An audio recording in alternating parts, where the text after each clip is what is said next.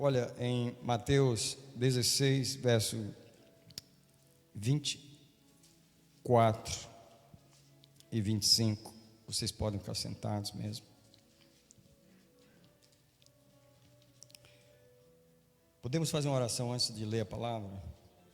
Queria que você orasse por você e por mim. Tipo assim, Senhor, abençoa eu que vou ouvir, mas abençoa também o vaso que vai falar a tua palavra, para que a gente seja todos cheios do Senhor e não venha nada do homem, tudo do Senhor. Pai, em nome de Jesus, essa noite eu celebro os homens que estão aqui, eu celebro os pais de família, os maridos, eu celebro os sacerdotes, os obreiros, pastores, os diáconos, evangelistas, presbíteros. Eu celebro o teu povo essa noite. Eu peço, nos abençoa com uma palavra essa noite, nos abençoa com uma palavra do Senhor. Tu és o nosso Deus, Pai, e nós nessa noite confiamos em Ti que vai nos alimentar. Abençoa o pregador que vai falar a Tua palavra. Mas agora, Senhor, eu peço que os anjos sejam liberados nessa casa, amarrando todo o espírito que tem a intenção de roubar a palavra.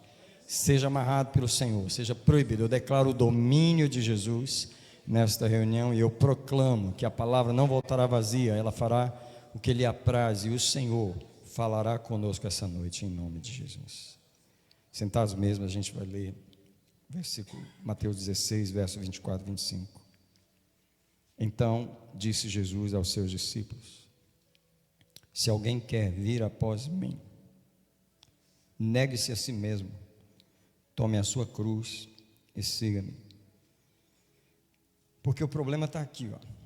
Se alguém quiser salvar a sua vida, e aí está o problema, vai terminar perdendo ela, perdê-la. Agora, aqui tem um paradoxo, mas aquele que perder a sua vida por amor de mim, oh my God, aqui está um segredo, achá-la-á. Então, eu confio no Espírito Santo que vai nos falar esta noite sobre uma das coisas mais difíceis para nós como homens, que é abrir mão do controle das coisas, abrir mão do controle da nossa vida. Os irmãos aqui são servos de Deus, vocês sabem que o primeiro momento difícil da vida da gente com Deus foi quando a gente teve que receber Jesus. E você pode contar a sua história antes de você receber Jesus, que foi uma história de resistência ao Senhor, uma história de indiferença ao Evangelho, ou uma história de resistência declarada. Eu não gosto de crente, eu não quero igreja evangélica, eu não... Talvez esse é o caso de vários de nós. E no fundo, a razão dessa atitude era uma só: Deus querendo tomar o controle da nossa vida e a gente numa briga com Ele para não entregar. Tipo assim, come on, eu dirijo a minha vida, eu controlo a minha vida. E o Senhor, olhando para nós, seres humanos, sabe que isso é uma grande ilusão na cabeça do ser humano, que a gente tem essa ilusão de que realmente está no controle da situação, quando no fundo a gente não tem controle de absolutamente nada. Um pequeno acidente, a nossa vida muda completamente, uma ida no hospital e tudo fica diferente, você perde aquela naturalidade que vinha. Essa semana eu fiz 2 visitas no hospital, que não é visita que o pastor gosta de fazer. Bem, a visita no hospital que a gente gosta de fazer é quando alguém ganha neném, está chegando uma nova vida, os pais estão felizes. Mas não a visita que eu tive que fazer de um irmão nosso que caiu de uma escada de 40 e ele quebrou o fêmur e teve que colocar um cano e parafusos aqui, trincou o cotovelo e quebrou. Alguma coisa aconteceu no outro braço.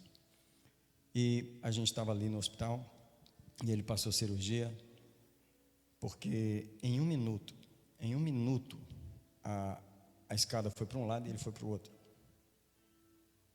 E ele completamente perdeu o controle daquele momento. E nós estamos falando de um servo de Deus. sexta-feira à noite, ontem, eu fui ao hospital novamente, um outro hospital, Mestre General, visitar um irmão que estava aqui no culto domingo. Nós oramos por ele, irmão Josimar, mas no trabalho deu um branco e ele desmaiou, ele não estava conseguindo falar, e aí foi parar no hospital.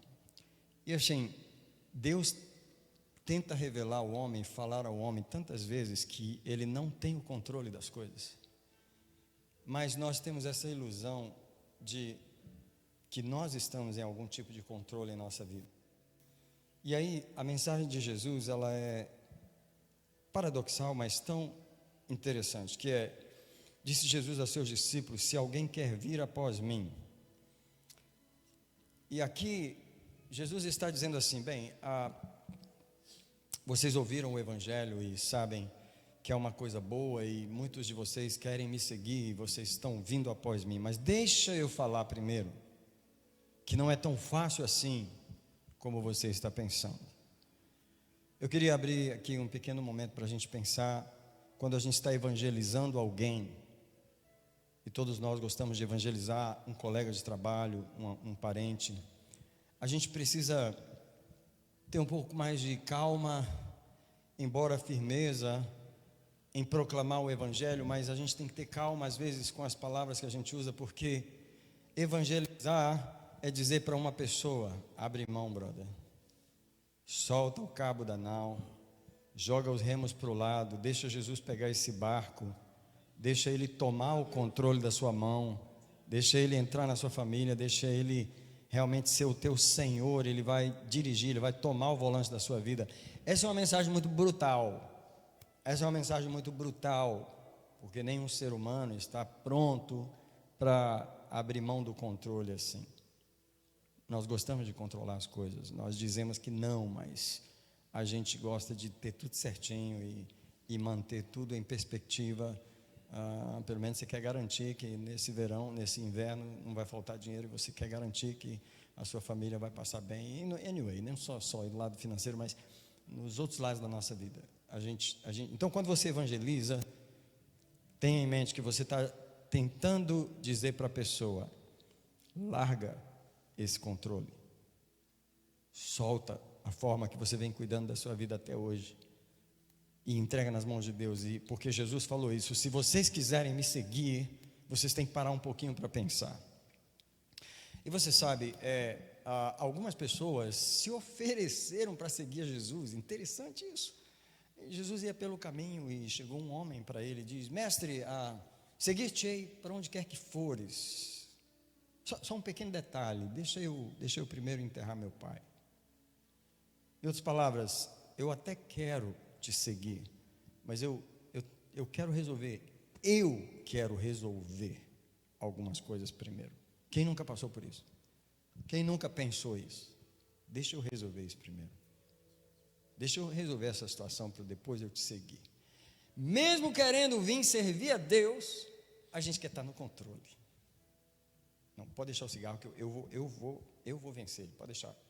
Pode deixar que eu vou vencer a bebida, pode deixar que eu vou largar a pornografia. Não, deixa comigo. Não, deixa com você não. Jesus está querendo pegar o controle dessas coisas. Jesus está querendo que você joga na mão dele. Joga na mão dele, joga na mão dele, joga na mão dele, joga na mão dele. Porque o Evangelho não é nada mais do que me dá o controle, me dá o controle, me dá o controle, me dá o controle. Homens não gostam de soltar o volante, nem o controle remoto. E Jesus, peraí, se alguém quer vir após mim, a primeira coisa que você tem que pensar é que esse relacionamento não vai funcionar. E aqui está o grande problema de nossa vida espiritual, às vezes na igreja por anos e anos, não está funcionando como deveria. Porque no fundo a gente veio, mas, tipo assim, Jesus, eu estou aqui, mas isso aqui eu resolvo, não mexo com isso, deixa que eu resolvo. Peraí, não resolveu. Porque Jesus precisa tomar o controle de tudo. Sabe, o casamento, eu não vou perguntar para nenhum homem aqui qual que consegue resolver aquela mulherzinha. Qual que consegue resolver ela? Eu não consigo resolver a minha, não sei você. Eu não consigo resolver a minha. E não me entenda mal, achar que eu tenho um casamento ruim, não. É um casamento maravilhoso, estou falando assim. Cada uma é diferente. Não consegue. Qual o pai aqui que consegue prometer ao filho: eu vou te proteger de tudo nesse mundo? Ninguém te ama mais do que eu. Eu acho interessante os filmes americanos. Às vezes você está vendo um filme e eles têm aquela expressão assim: I promise you everything is gonna be alright. E eu pergunto assim: como que você pode prometer uma coisa dessas? Se você não tem controle nem da sua própria vida, e você vira para uma criança ou para um doente na cama e você promete: I promise you. É Deus que está falando ali ou é um ser humano? Senhor, nós não temos o controle. E Jesus já sabe que nós não temos. Só que a gente tem uma ilusão, mesmo não tendo o controle, eu tenho essa ilusão de que talvez eu possa segurar o remo. E Jesus só quer que a gente se conscientize que, no fundo, a gente não tem o controle. Então ele diz: se alguém quer vir após mim, negue-se a si mesmo. Esse negar-se é um projeto de vida. Eu digo para vocês, com os 57 anos que eu fiz agora, semana passada, nasci na igreja, continuo tentando me negar, continuo tentando seguir a Jesus, e seguir a Jesus sem esforço próprio, sem suar a camisa. É preciso aprender a negar para descansar nos braços dele, para deixar ele me carregar. Quantos problemas acontecem todo dia e eu quero resolver, e cada dia que eu aprendo a me negar, eu aprendo a deixar Jesus resolver. Sabe quando um homem para de... Porque nós somos corajosos, tá? Nós somos machos. E eu estou falando de todos nós, amém? Alguém está feliz aí? Amém. Ou alguém não sou eu não. Isso tem alguém que está em dúvida, right? Para quem tem certeza, a gente é macho. Se o problema apontar, você enfrenta, que tem macho aqui nessa casa. Se o boi pegar, você vem e pega no chifre, você enfrenta. Aí Jesus chega para eu e você, tão macho assim, e fala assim: eu quero que você deixe eu pegar no chifre dos bois. Eu falei: não, Jesus, eu estou acostumado, eu sou vaqueiro, eu sou cowboyzão, eu resolvo. Esse negócio de finança é comigo, esse negócio de casamento, esse negócio de... a vida, pode deixar. E Jesus: não, eu gostaria de você deixar eu pegar esses bois que aparecem na sua frente. E olha, você sabe cada touro que aparece na frente da gente aí. No trabalho. E trabalho que eu falo não é que só a coisa está complicada, é a questão do trabalho mesmo, de ter trabalho e de você estar bem no trabalho. Qual é a primeira preocupação do homem? É o trabalho. Se o homem estiver bem. Quando eu converso com o homem, a primeira coisa que eu pergunto: cara, como é que está o trabalho? Porque se o cara está trabalhando e está indo bem, o resto fica numa boa. Fala para mim se não é. Mas se o cara está sem trabalho, ai, brother, nada presta. Porque um homem foi feito para trabalhar. Só que o trabalho é um boi, ele é um boi, ele é um, entendeu? Que ele vem para cima de você e fala: e aí, você vai lidar comigo ou não vai? Você vai me amansar ou não vai? Você vai me dominar ou não vai? E o homem que perdeu o controle para Jesus, ele fala assim: eu não lido com você. Você tem um maior do que eu que vai lidar com você na minha vida, que é Jesus. Eu perdi o controle, eu não estou mais no controle. Você não precisa me desafiar. Você não precisa me desafiar. Eu não quero saber se vai faltar trabalho desse inverno, se vai ter. Eu tenho alguém que cuida de mim antes de você. Tem alguém que pega nesse chifre. Entendeu? Então, eu, por exemplo, eu tenho um plasteiro sabe quais os desafios que ele tem na plasta ali, right? Pegar cliente, tal, fazer um bom trabalho, etc, etc. O carpinteiro sabe os trabalhos, os desafios que ele tem ali, tal, o cliente ficar satisfeito, arrumar gente para trabalhar, e duas equipes, e a companhia, e etc, e o seguro e tal, e não sei o quê. Cada um sabe aí o seu desafio. Só que eu tenho um trabalho também, eu pessoalmente, Daniel, eu sou um pastor, right? E o boi que me desafia é perigoso, porque eu tenho um monte de gente para cuidar, e é espiritualmente, tipo assim, é do tipo assim, se eu fizer bem, eles vão para o céu, se eu não fizer muito bem, eles podem ir para o inferno por minha culpa. Então é um negócio sério, não é a coisa de você fazer uma plasta ruim e o cara tem que mandar você quebrar. É mais fácil lidar com isso aí do que lidar com esse boi que eu estou lidando aqui, que uma palavra errada que eu falar pode enviar alguém para o caminho errado. Você pode imaginar a cara desse boi para mim? Você pode imaginar a demanda que esse boi faz no meu trabalho? Só que eu estou aprendendo a cada dia a dizer para o boi: eu não vou te enfrentar, eu não vou te enfrentar, eu vou levar Jesus para você aqui, ó, enfrenta ele. E o homem que coloca Jesus na frente é o homem que perdeu o controle, é o homem que morreu para si mesmo, é um homem que ele não tem mais que provar nada. Porque esse negócio de provar, ninguém levanta a mão não, mas quantas vezes você acha que você tem que provar? Ainda mais quando a gente não teve um pai que ensinou a gente o que é ser um homem, a gente passa a vida tentando provar para alguém que a gente é, nem que seja para a mulher ou para a gente mesmo. E quando você entrega o controle para Jesus, você já não tem que provar nada para ninguém. Cara, eu vou te falar uma coisa, isso tira um estresse violento de você. Isso tira um peso assim incrível. E aqui você já começa a entender o final da mensagem, porque quando você começa a viver sem esse estresse de enfrentar os bois da sua vida, é o momento que você começa a ganhar a sua vida. Porque enquanto você está no controle e diz, eu tenho que resolver, você já perdeu a paz. Você já perdeu aquela posição de filho, onde Deus queria cuidar de você, Ele queria manter você, os bois rosnando ao seu redor, e Ele cuidando de você, preservando você. É aqui onde Deus preserva a nossa vida, aquele que guardar a sua vida. E a questão de guardar a vida é que deixa que eu defenda a minha vida.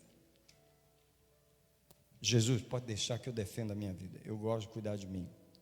Eu defendo a minha vida. Quando você abre mão disso para Jesus, e a única razão que você pode fazer isso é quando você conhece Ele. Eu digo para vocês e para mim, conhecer a igreja não é suficiente para fazer isso. Aliás, cada dia que a gente se envolve, que a gente conhece a igreja, eu estou falando igreja, a organização humana, a gente encontra menos razão para confiar em Jesus. Eu não vou pedir para levantar a mão quem já teve uma decepção com a igreja, ou com pastor, ou com liderança espiritual, ou com crente. Porque se a sua experiência é mais com a igreja, você não tem uma razão para realmente confiar em Jesus a sua vida. Você confunde Ele com a igreja, e Ele não é a igreja. Jesus não é a igreja. Jesus é o dono da igreja. Ele cura a igreja, Ele lava ela, ele purifica ela, mas Ele não é ela. Na verdade, você tem que conhecer Jesus, aquele a quem você vai abrir mão do controle nas mãos dEle. Nas mãos dEle.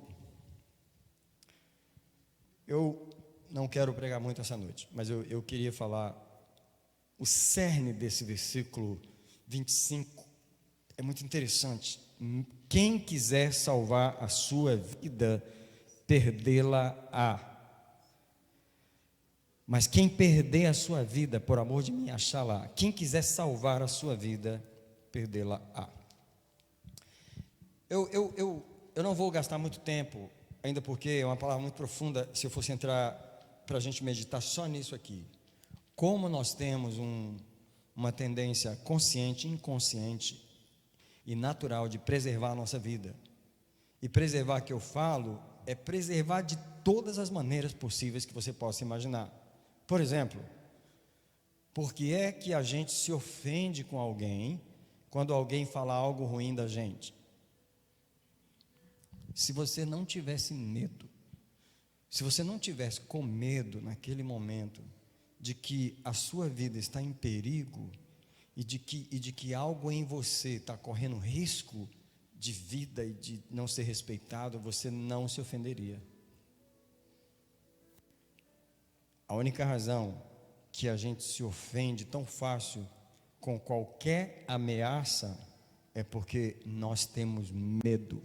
O medo básico do ser humano é perder a vida. O medo básico da alma humana, do psicológico humano, é perder a vida. Eu desafio cada um de vocês que está aqui a fazer uma pesquisa na internet, porque eu não vou falar de psicologia aqui agora, mas eu desafio você a fazer uma pesquisa simples.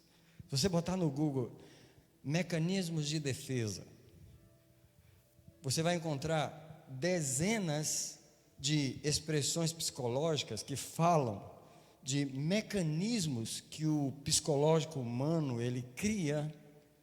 Mecanismo de quê? De defesa. Defesa de quê? Da alma, da vida. Aí tem um tal de mecanismo de defesa chamado projeção, que é uma coisa absurda. Você projeta na pessoa aquilo que está em você que você não gosta. Quer dizer, tem algo ruim em você que você não quer, e aí você começa a acusar as outras pessoas daquilo, mas na verdade é que você está projetando nos outros algo que está em você, chama projeção.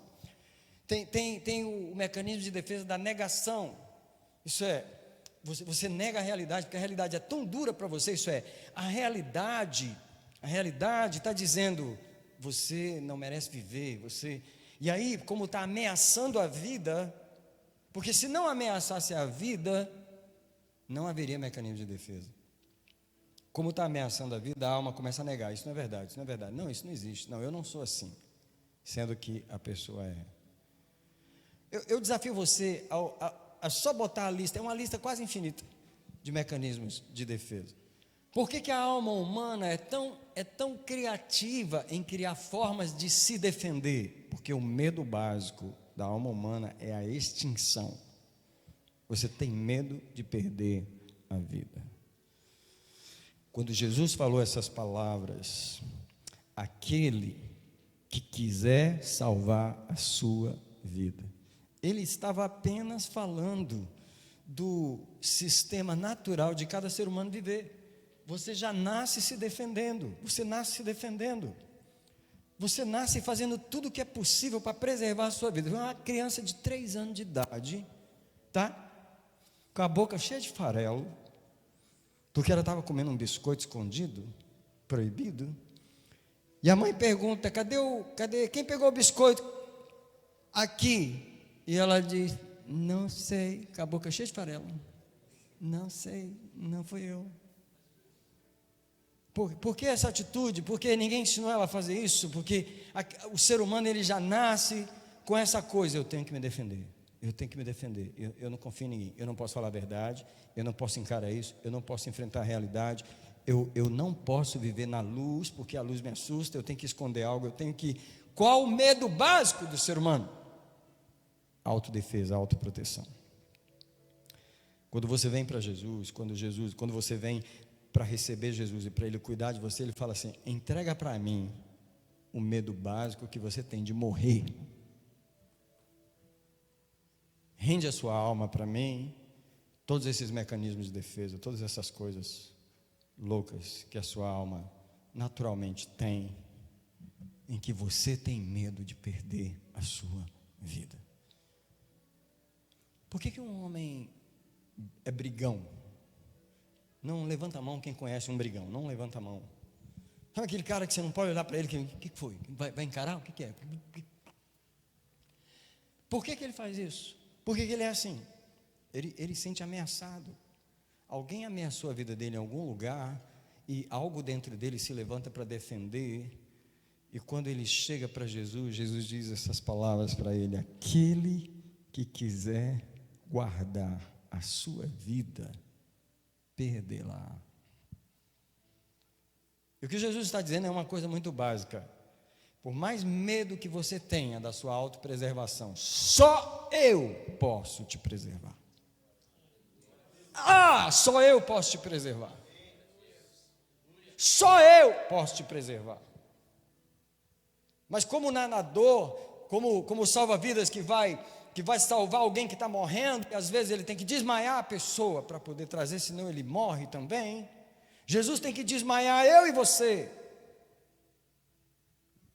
Tem que tirar o controle da nossa mão, para que ele possa salvar a vida da gente. Eu digo para vocês, 57 anos de caminhada assim, de tentar conhecer Deus, estou tentando ainda devolver o controle para Ele. Caramba, eu digo para vocês honestamente, estou tentando devolver o controle para Ele.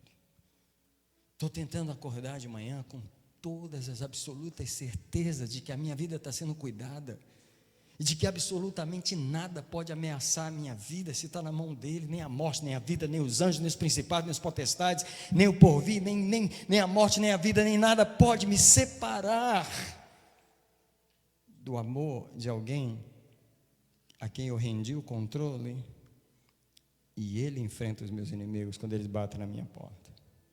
Eu não atendo mais a porta dos desafios da minha vida. Jesus vai na frente. Eu perdi a minha vida para Ele. Preste atenção que antes de ganhar a sua vida, você tem que perder a sua vida. A pergunta do Espírito Santo para mim e para você essa noite como homem é: você ainda é o homem que está no controle? Ou você é o cara que ora tanto, e a única razão que você ora tanto é que você está tão desesperado de que você quer render o controle na mão dele, e que você quer que ele tome o controle, porque quando você não ora, você está dizendo: chá comigo, Jesus, I'll take care of it, chá comigo. Já que a gente vai amanhã mesmo, amanhã a gente vai para tal lugar, a gente vai fazer aquela casa, a gente vai... Planos do homem. É tão automática a ideia da preservação do homem. Ele tem tanta segurança de que ele realmente tem o controle da vida dele, que ele fala essas palavras que estão aqui no livro de Tiago. Eu não vou pedir para você abrir, que vai demorar um pouquinho. Tiago é um pouquinho complicado de achar, mas anyway, se você quiser achar, é Tiago, que está depois de Hebreus, né? No capítulo 4, o versículo 13. Essas palavras aqui são de um homem que está no controle. E o Tiago o apóstolo Tiago aqui, ele está confrontando essa ideia. Ele diz assim: vocês que dizem assim, hoje ou amanhã iremos a tal cidade, lá passaremos um ano, negociaremos e ganharemos. Em outras palavras, o homem faz planos como se ele fosse o dono do planeta. Eu sou o dono da galáxia. Amanhã nós vamos em tal lugar, passaremos um ano negociando naquele lugar, vamos ganhar tanto. Voltaremos, construiremos, realizaremos. E Deus, uau, você está no controle, hein? Você é o cara no controle. Aí no versículo seguinte, verso 14, no verso seguinte ele diz: no entanto, vocês não sabem o que sucederá amanhã. Que é a vossa vida? Sois um vapor que aparece por um pouco e logo se desvanece.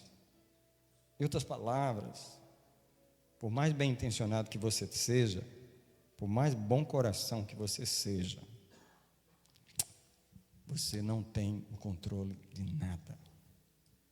Você não pode impedir a chuva que vai cair amanhã.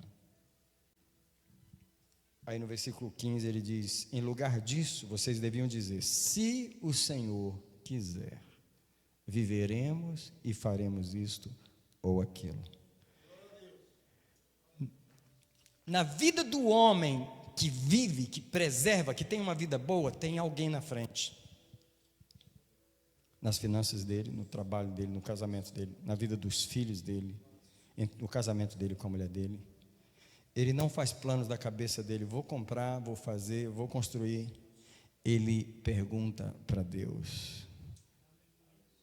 Irmãos, Eu não tinha ideia que Deus ia trazer essa palavra hoje à noite. Para ser honesto com vocês, eu convidei um pastor para falar hoje. Ele não pôde vir. E aí, o Senhor falou, então, é você que vai ter que falar. E eu não sabia o que ia falar também. E no começo da leitura, você viu que eu pensei que eu ia ler num lugar, e Deus, não, é aqui. Então, essa coisa de Deus estar atacando o controle hoje, é porque Ele queria que eu e você deixasse a gente cuidar, Ele cuidar de nós. Que a gente parasse de defender a nossa vida, que a gente parasse de ter o controle na nossa vida. Eu vou falar uma coisa para vocês. Uma das coisas que eu mais pergunto às pessoas é: você perguntou ao Senhor se era para fazer esse investimento? Você perguntou ao Senhor se era para fazer essa viagem? Eu acho incrível como que as pessoas apostam um monte de dinheiro numa coisa, mas é muito, sem perguntar para Deus. É uma loucura. I don't know. Eu não sei onde é que está a cabeça de um homem que faz um projeto violento, muda de país, vai para um lugar, faz isso, faz aquilo, mas nunca perguntou para Deus. É isso mesmo que você quer? Em outras palavras, eu estou no controle, deixa chá comigo. Porque o pastor, eu vou te falar qual o trabalho de pastor. Pastor é um pastor é um mecânico, cara. Eu te pergunto aqui, quem leva o carro no mecânico quando ele está bom?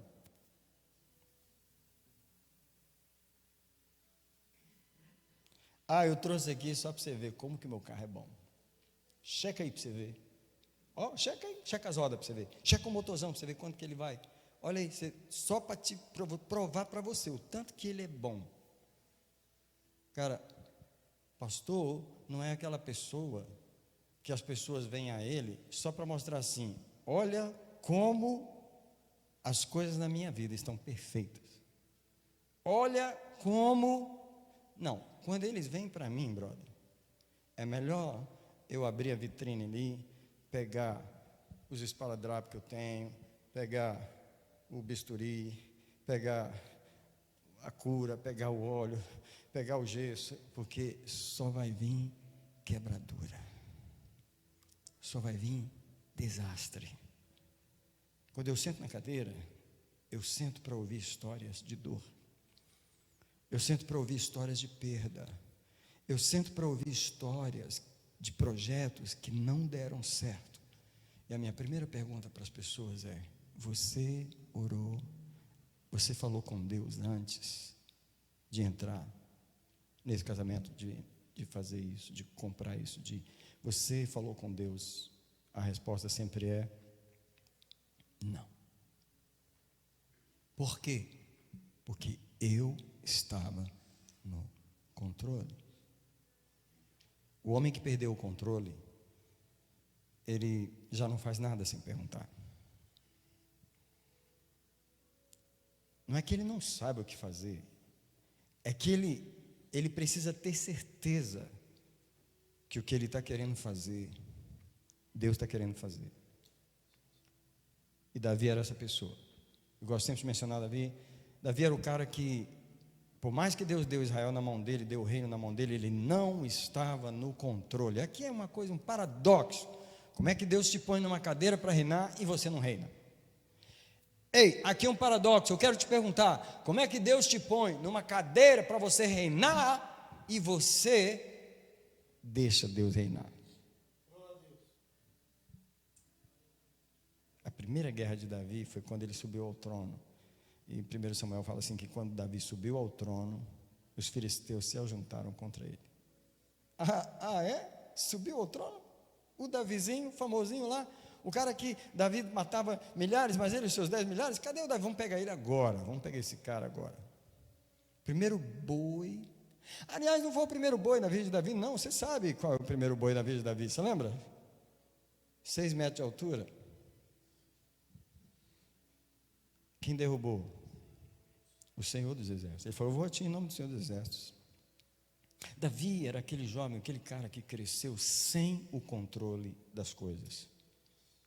Deus sabe que o homem que aprendeu, perdeu o controle, Deus pode colocar ele em qualquer cadeira de poder, qualquer cadeira de governo, qualquer cadeira de autoridade. Ele fala assim: você me sentou aqui, mas eu me recuso a governar. Você vai ter que governar através de mim. Aí Deus diz assim: esse cara perdeu a vida na minha mão, eu vou preservar a vida dele. Porque aquele que perder a sua vida, achá-la-á. Mas aquele que guardar a sua vida, aquele, não, deixa comigo, perder lá. Sua Bíblia diz que os filisteus se ajuntaram e Deus perguntou para Davi perguntou para Deus: eu posso ir enfrentá-los? E Deus falou: vai que eu serei contigo. Davi foi e derrotou assim, acabou com eles. Aí o versículo seguinte fala assim: tornaram os filisteus se ajuntar contra Davi. Os caras não desistiam.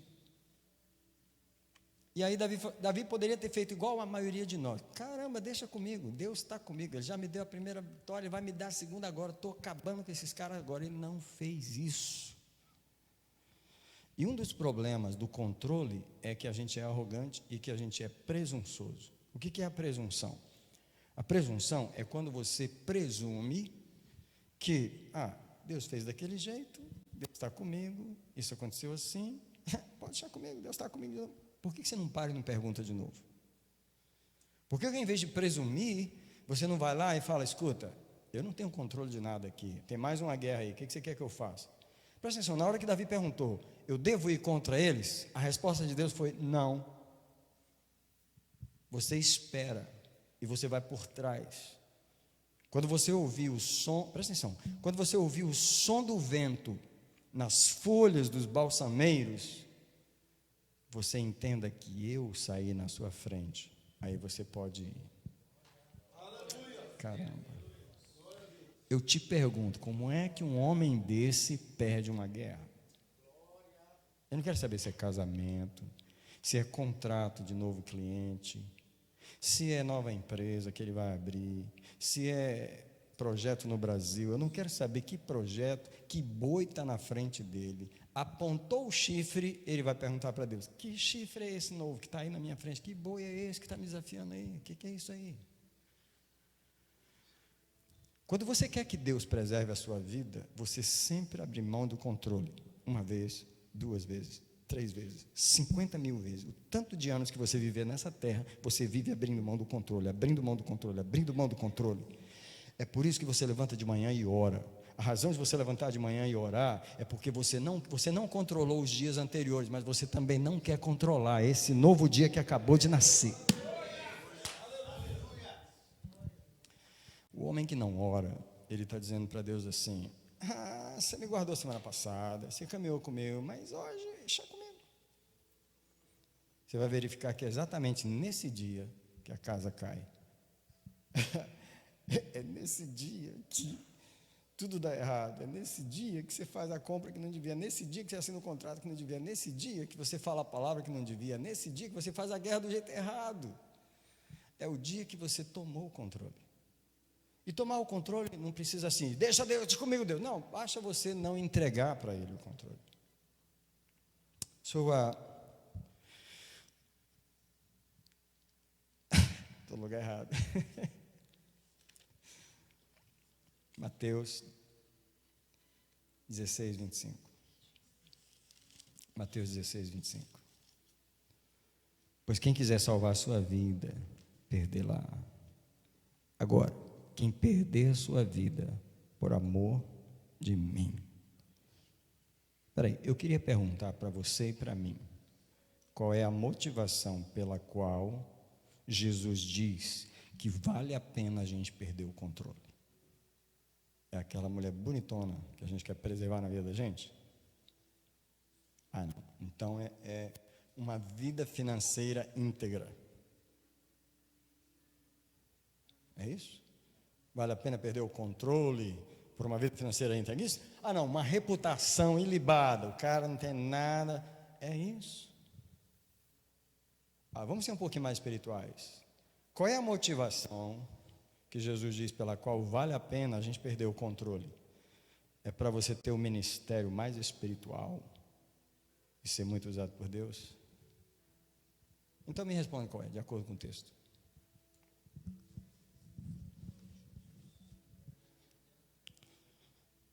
Quem perder a sua vida por amor de mim.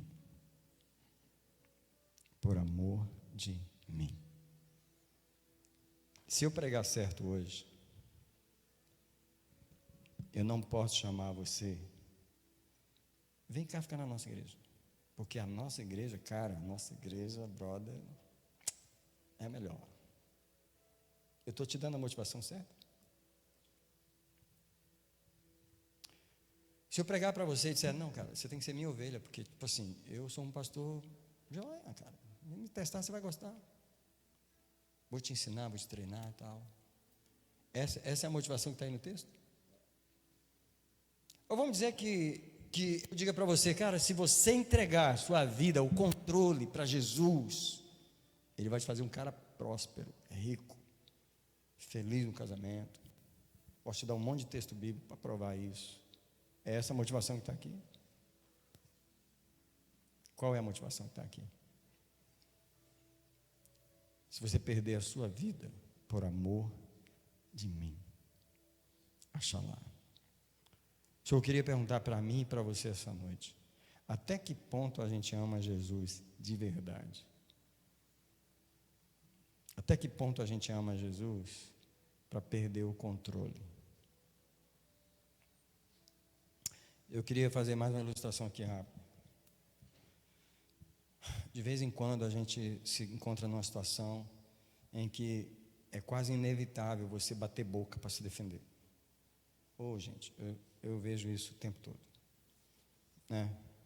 A pessoa ofende e o outro se sente realmente ofendido, porque realmente foi ofendido, e a bateção de boca começa. E a bateção de boca vai aumentando, e o tom vai aumentando, e a ira vai aumentando, e daqui a pouco começa a querer empurrar um ao outro. E o que está acontecendo naquele cenário ali? Cada um está tentando defender a sua própria vida. Quando é que você abre mão da sua vida? Quando é que você abre mão do controle e que você decide não se defender mais? Quando? Quando você ama Jesus mais do que a sua própria vida. E você diz assim: se Ele quer que eu viva, Ele vai defender a minha vida, porque eu não amo mais a minha vida ao ponto de defendê-la. Eu não amo mais a minha vida ao ponto de bater boca, ao ponto de tentar provar que eu estou certo, ao ponto de fazer o escarcéu para vencer o argumento, eu não amo mais a minha vida a esse ponto, porque eu amo Jesus ao ponto. Fala o que você quiser, não faz diferença. Se você está pensando que xingar minha mãe de feia está ameaçando a minha vida, xinga ela de bonita também, não vai fazer diferença. Se você está achando que me chamar de tampinha, de gordo, de whatever que você quiser, vai ameaçar a minha vida, você não sabe na mão de quem está a minha vida, porque não está na minha. Estava, mas não está mais. Não me importo mais com o que você falar sobre mim, porque eu já não me amo ao ponto de me defender. Eu perdi a minha vida, por isso que Ele cuida dela para mim. Quem perder a sua vida por amor de mim, Axalá. Amados, eu sei, é mais uma mensagem que o Senhor nos chama para fazer a mesma coisa o tempo todo. Jesus dizendo: deixa eu cuidar da sua vida, deixa eu cuidar da sua vida. Uma das palavras muito próprias para Jesus, que nós o chamamos, é que Ele é o nosso Salvador, mas muitas vezes nós não deixamos Ele ser. A gente se salva a si mesmo. Eu não preciso tanto de um Salvador. Eu preciso mais de um Salvador na teoria, que na prática eu mesmo sou. Eu salvo a situação, eu dou o jeito. Quando você realmente precisa do Salvador, é porque você entendeu que você não tem como salvar nada. Alguns de nós aqui foi para um camping, alguns anos atrás. Talvez tenha alguém aqui que estava nesse camping, onde de madrugada, lá naquele camping que eu estou falando de armar a barraquinha. Sabe a barraquinha que a gente arma? Não é o trailer não, é a barraquinha mesmo. E aí deu uma chuva e o rio encheu, brother. E deu não sei que hora da noite, o pessoal acordou com a água no sofá, os colchões boiando na água, porque alagou tudo. Alguns irmãos aqui passaram a situação de perdeu o carro, porque o carro foi completamente inundado de noite. E o pessoal teve que sair catando as coisas e catando as crianças. Você pode imaginar essa cena num camping, no verão, e sair catando o povo, porque estava tudo alagado e estava correndo um risco de vida ali. O rio encheu na noite sem você perceber. A vantagem de ter um Salvador para todo momento, e ter o Salvador mesmo e não ter o controle, é que quando você está no controle, Ele deixa você, já que você está no controle, você tem que se virar com o que vier no seu caminho aí, e você ter que resolver. E quando você não está no controle, rapaz, que coisa fantástica não estar no controle da vida da gente. Deus, Ele tem umas maneiras de sair com a gente de uns buracos que a gente nunca imaginaria. Eu falo para você, vale a pena ter Jesus como Salvador. Mas para que você tenha Ele como Salvador de verdade, você precisa parar de ser o seu próprio Salvador. Eu digo para vocês, amados, não sei como terminar essa mensagem. Tipo assim, estou tentando terminar, confesso, já tem uns 10 minutos, estou tentando. Mas assim, quem entendeu o clamor do Espírito de Deus para nós essa noite? Deus está procurando mais homens como Davi. Deixa eu cuidar de você, por favor, deixa eu cuidar de você. Para de cuidar de você. Para de ter o controle, para de manter o controle das coisas. Provérbios 3, verso 6 diz assim: confia no Senhor de todo o teu coração e não te agarres, não te estribes no teu próprio entendimento. Quem sabe o que é um estribo? Eu entendi o que era estribo com meu pai era topógrafo. Um dos trabalhos que ele fazia em Brasília era abrir aqueles bueiros de rua, de esgoto, de água potável, de água pluvial, que muitos não era esgoto, era de água pluvial, e a gente descia nos bueiros, porque a gente tinha que medir a linha d'água que passava lá embaixo, com aquela vara, sabe aquela vara que tem um monte de numerozinhos nela, que o cara fica no aparelhinho lendo de longe? Meu pai era esse cara, e às vezes eu era o cara da vara, eu entrava lá e colocava aquela vareta lá dentro, então a gente abria o bueiro e descia, e na hora de descer o bueiro, sabe o que tinha? Uns estribos na parede assim, que eram uns pedaços de ferro, para você ir descendo uma escada. E toda vez que eu leio Provérbios 3:6, eu me lembro dessa cena. Confia no Senhor de todo o teu coração e não te agarres, não te firmes, não te estribes no teu próprio entendimento. Eu vou falar uma coisa para os irmãos aqui e para mim. Sabe onde é que a gente mantém o controle? Aqui, ó, a nossa forma de pensar. Não, mas é assim que eu penso. Não, mas é assim. Eu não aceito que não seja assim. Aí Deus, você está no controle. Eu queria perguntar nessa noite: quem gostaria de entregar o controle ao Senhor? Quem gostaria de começar? Sabe quando você sente a mulher desafiando você? E às vezes alguns de nós tem que se defender da mulher, porque a gente pensa que ela vai matar a gente. Essa mulher vai acabar comigo, ela vai me matar. Oh, essa mulher vai matar. É porque você está com medo de perder o controle. Porque quando Jesus está no controle, cara, pode um Golias te desafiar, pode... Sabe o que Davi diz no Salmo 27? O Senhor é a minha luz e a minha salvação, a quem temerei? Salmo 27, verso 1. O Senhor é a força da minha vida, de quem me recearei? Esse é um cara que não está com medo de morrer. Esse é um cara que não controla a sua vida. E no verso 2 ele diz assim: quando os malvados, meus inimigos, investiram contra mim para comerem as minhas carnes, eles é que tropeçaram e caíram. E Davi diz assim: ainda que um exército se levante contra mim, o meu coração não temerá. Por quê? Porque o cara era maior do que um exército? Não, brother, é porque ele perdeu o controle. Ele não tinha mais que lutar com exércitos. Fosse um Golias ou um exército, quem se levantasse contra ele, ele tinha o controle. Nessa igreja aqui aparecem muitas coisas para eu resolver. Como o americano diz, né? O buck acaba aqui, né? Ele fala. Você sabe qual é a ideia dessa expressão, né? The buck stops here. Quando eles estão no incêndio, que faz aquela fila de homens, e cada um com o balde, vai passando o balde, e o último que tem o balde é tipo assim: o buck acaba aqui, o balde acaba aqui. Isso é, eu sou o responsável dessa água todinha, eu jogo a água no fogo, eu resolvo o problema.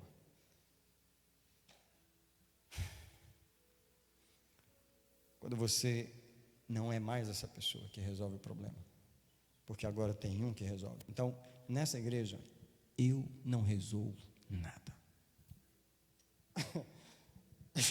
O engraçado é que tudo se resolve. O fantástico é que tudo é resolvido, pela única razão que eu não resolvo nada aqui dentro. Vocês podem não entender a expressão que eu estou falando, mas eu já fui um pastor que resolvia as coisas. Eu já não resolvo mais. Eu deixo Deus resolver as coisas. Agora, tem um cara que conversa comigo. Tem um cara que fala comigo das coisas que tem que resolver. Tem um cara que traz os bois.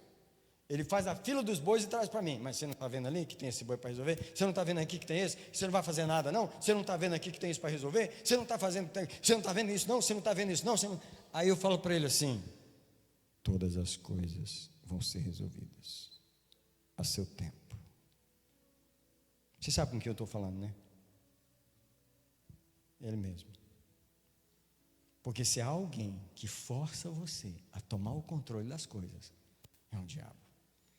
Ele fala com você, ele força você, ele empurra você, ele fala: até quando você vai aguentar isso? Até quando você vai tolerar isso? Até quando você vai ficar calado? Até quando? Quando é que você não vai falar nada? Você não vai fazer nada? Você não vai fazer nada? E ele está querendo que você assuma o controle da sua vida.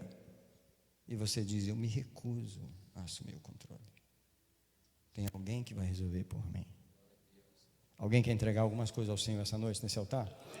Se você quer, pode vir aqui para o altar nessa noite, nesse lugar.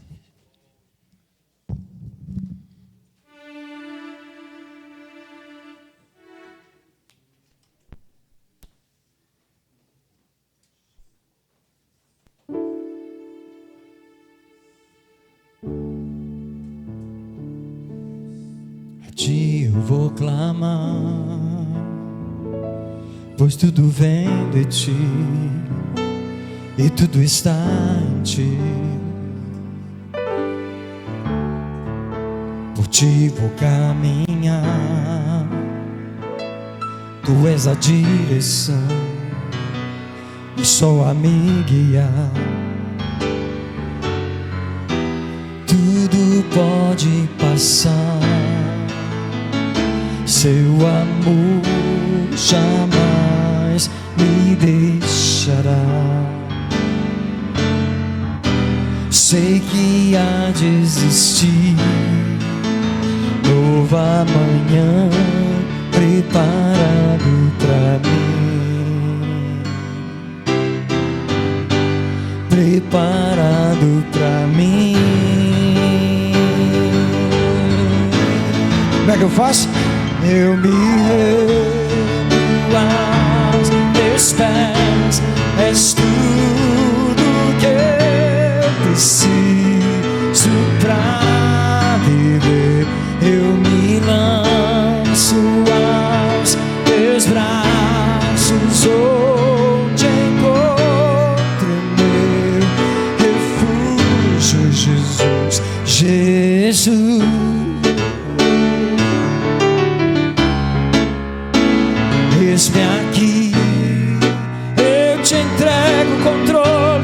nessa noite, Jesus.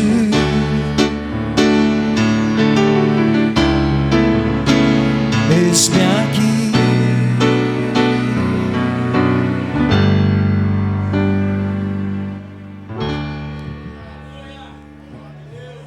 Aleluia. Todo homem de Deus pode adorar o Deus, pode falar com Ele, pode falar: ó, eu te amo mais do que a minha vida, eu te amo mais do que a minha própria vida. Pode saber, pode falar para Deus: eu te amo mais do que a minha própria vida. Sabe por que eu não vou controlar as coisas? Porque eu te amo mais. O diabo não vai me fazer controlar nada. Não vai.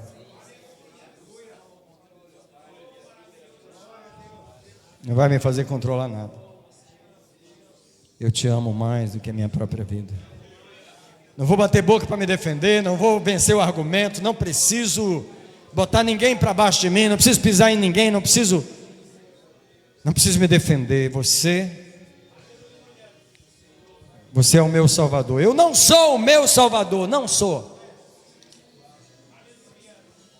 Eu não fico brigando com a mulher, tentando vencer o argumento para me defender, porque eu não sou meu Salvador, eu não me salvo mais.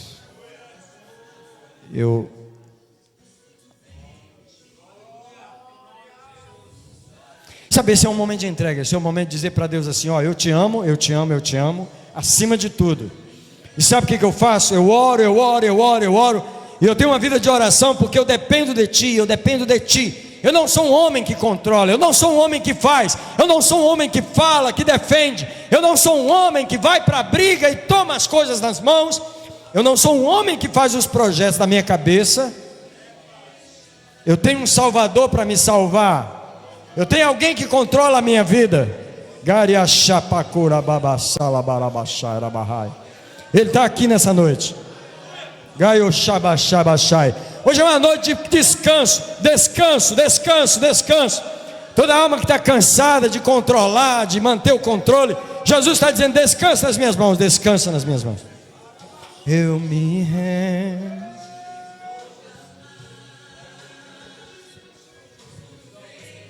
A razão que eu clamo é porque eu dependo de Ti, eu dependo de Ti. Eu sou um homem de oração porque eu dependo de Ti, é por isso. Eu não oro para ficar bonitinho, eu não oro para ser espiritual, eu não oro porque eu tenho que mostrar que eu oro porque eu não quero o controle das coisas. Eu abro a Bíblia porque eu quero que Tu controle as coisas na minha vida. É isso aí, gente. É isso aí. É isso aí, é isso aí. Eu me rendo a Ti, Jesus, nessa noite, junto com meus irmãos nesse lugar. Aleluia, Jesus.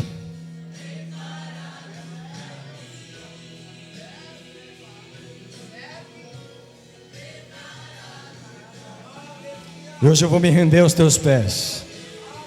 Hoje eu vou me render. Eu me rendo aos Teus pés.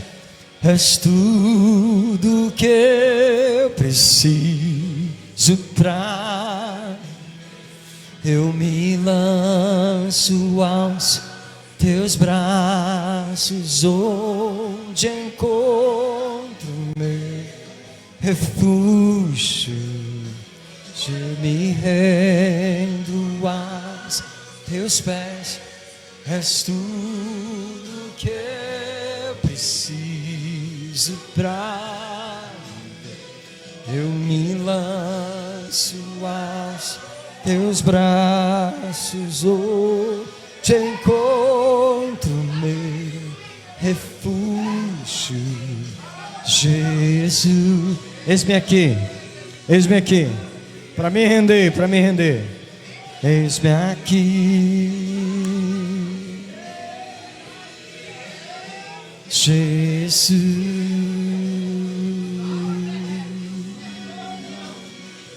eis-me aqui.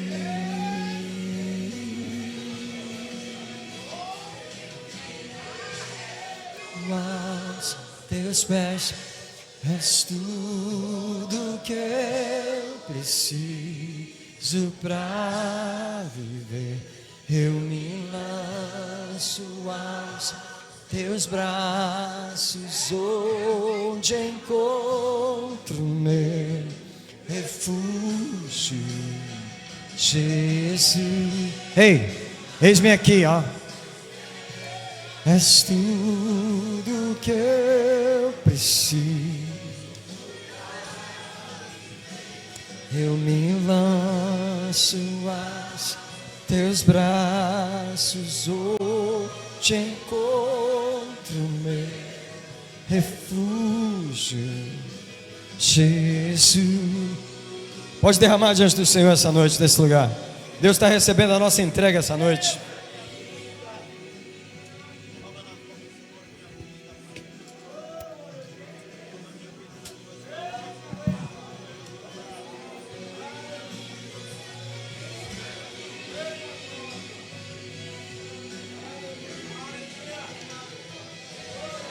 Jesus, eis-me aqui. Ei, eis-me aqui. Jesus, eis-me aqui. Jesus, eis-me aqui. Jesus, eis-me aqui. Jesus, eis-me aqui. Jesus, eis-me aqui. Jesus, eis-me aqui.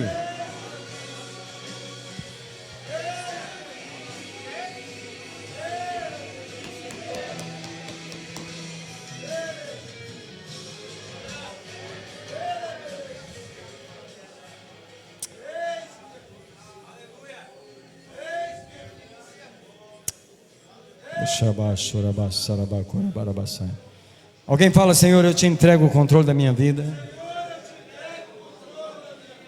Eu te recebo como meu Senhor e meu Salvador. Mas para que isso aconteça de verdade, eu rendo todo o controle de todas as áreas. Tudo que eu cuidava de mim mesmo, eu vou deixar você cuidar agora. Então o diabo não vai me enfrentar mais. Ele vai ter que se virar contigo, porque eu não tenho mais o controle. Amados, olhem para mim um minutinho, por favor. Um dos momentos mais preciosos é do nosso encontro com Deus, porque tipo assim, é lógico que a gente comeu café com pão ali, a gente vai tomar caldo agora, mas todos nós sabemos que a gente não veio aqui por causa disso. A gente veio aqui para ter um encontro com Deus, né? E a preciosidade do encontro com Deus é que tipo assim, a preciosidade do encontro com Deus é um dos momentos preciosos esse do altar. Um dos costumes da nossa igreja é que todo culto a gente vem ao altar, todo mundo. Eu vou te falar por quê. Deus falou para mim que se um amigo te convida para ir na casa dele para almoçar, você sabe, né? Vai almoçar 2 da tarde, a gente chega lá meio-dia, senta lá na mesa, aí ele traz, coloca um aperitivo ali, coloca um queijinho, coloca né? E, vocês ficam à vontade aí que a comida está pronta. Daqui a pouquinho vou chamar vocês. Aí ele prepara aquela mesa, aí você já comeu um salgadinho, você comeu um queijinho, você comeu um negocinho ali, mas você está, né? E o anfitrião está assim, a comida eu vou servir daqui a pouquinho. Aí na hora que ele põe a comida inteira na mesa, ele fala assim: ó, tá pronto aí, vamos para a cozinha, a sala. Aí você fala assim: eu acho que eu não vou comer não, porque tipo assim, tá bom, eu já estou certo. Eu não vou comer não, obrigado. Come on. Quem faria isso? Você faria isso? Você faria isso na casa de um amigo? Mas a gente faz isso na casa de Deus. É do tipo assim, a pregação é Deus colocando a comida. Ele está preparando a comida. Quando Deus chama para o altar, Ele está dizendo: ó, é a hora de comer. Mas o crente fica lá. Ele fala: